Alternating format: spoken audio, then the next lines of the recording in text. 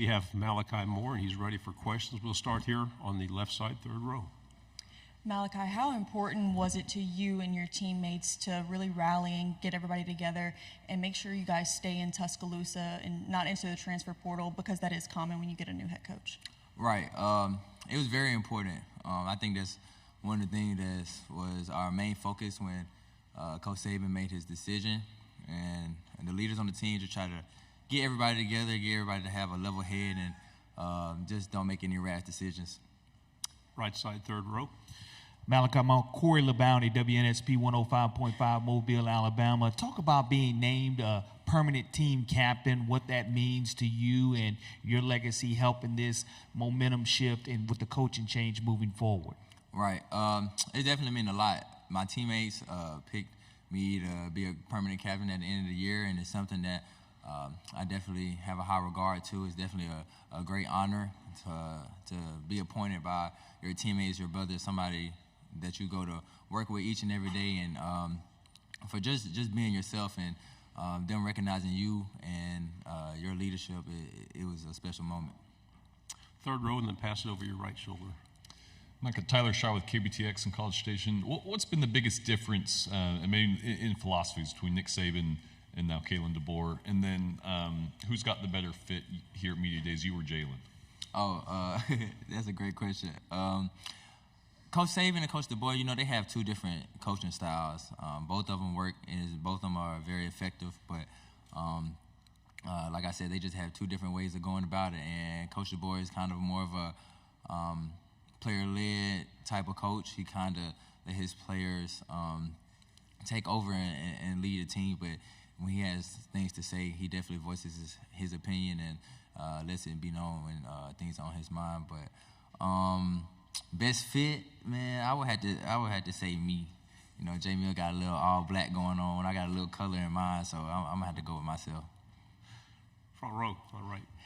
Eric Bailey with Tulsa World. As Oklahoma enters this conference, they understand that every Saturday, especially on the road, is going to be a dogfight.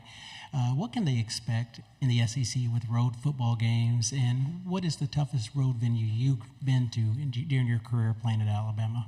I could tell Oklahoma and Texas when coming in that playing a road game on the SEC is nothing like it.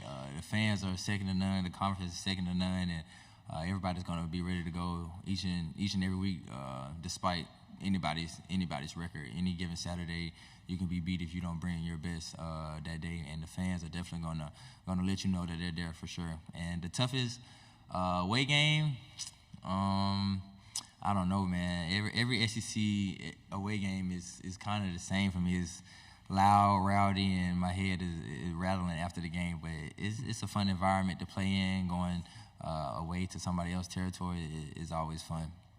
Left side, third row.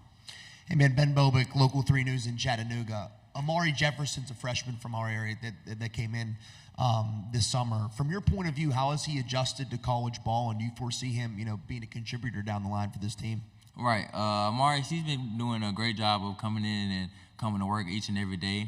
I think him coming in right now, his main focus needs to be just trying to learn the playbook and learn from the older guys that are there, and try to use that in his way of seeing the field. But all of our young guys are doing a great job of coming in and taking the coaching and advice that the older guys are giving to them. And I think this is one of the best young groups that we've had, talking about people come in and be accepting of corrective criticism and not taking it to heart, and knowing that we just want the best for everybody on the team.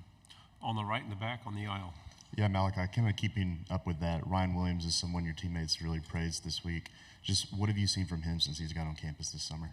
Ryan, it's crazy to see how mature he is and at such a young age. When you talk about a kid who skipped his senior year to come be a freshman in college, you don't see that every day. And when I seen him at practice for the first time, I seen why he did what he did. But he's definitely an electrifying player, and he's very smart and skilled at a very young age. He understands coverages, and it's just, like I said, just going back to his age, just to see how mature he is really wonderful.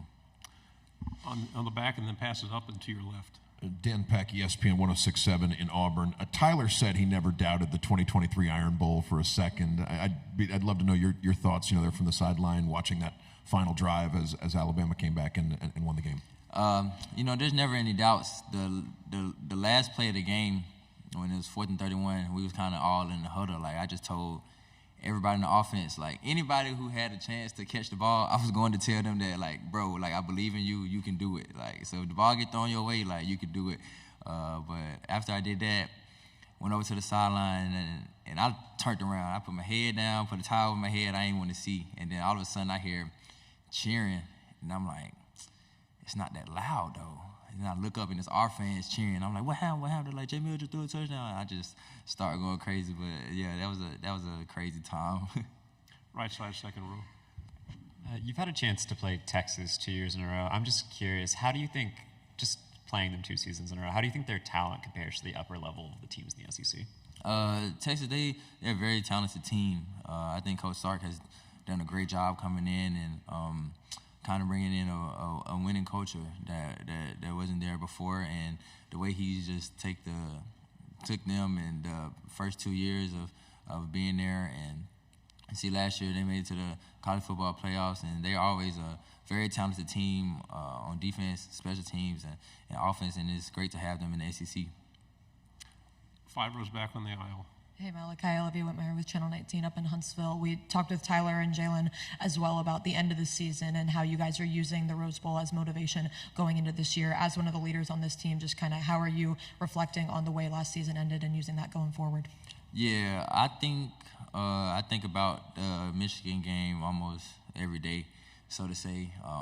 Even like fresh off a wake up, 6:30 lifts, it's the first thing on my mind coming to work every day. I think that's one of our main driving factors. Everybody that was here has that bad taste in our mouth that we didn't finish, and we were right there. And so that's definitely a determining factor of whenever we get tired or think about not doing a rep or something like that, we always remind everybody on the team, like, don't forget how that felt. Like, let's not lose sight of what happened last year and how we felt after that game. Left side, second row. Hey, Malachi, WFF 48 Cam here. Kind of a fun question for you. The Olympics are at the end of this month. I'm curious, if you weren't playing football and you were going to the Olympics in Paris, which sport do you think that you would be playing? I got this question earlier. It's crazy, but I'm gonna say basketball, just because I feel like that's the closest thing I can be an Olympian to, if that makes sense. Final question here on the end. Ryan Hennessy, MEC 13 in Birmingham. We all hear stories about Coach Saban on the practice field. You guys have told it the past few years. You got any good ones at Kalen DeBoer so far in the short time here to tell the fans? Okay, it's not really like a story. It's more like me observing. But, Coach Saban, he always had his straw hat at practice. He always wear the same thing. So if it was hot, he always wear like his little khaki shorts, his little vest, and a little shirt. So you always kind of knew like who Coach Saban was based off his attire. But like Coach DeBoer, he has like a regular Alabama hat on, Alabama t-shirt, and some shorts. So like the first couple of practices, he'll just be standing by me. I'll be like, oh, that's Coach DeBoer, like that's the head coach right there. Like I didn't even know he was standing right there. But I think that's the biggest thing, just seeing him move around the field and not like Coach Saban just be on the defensive side. That was a big change for me. Great job. Thank you very much. Thank y'all.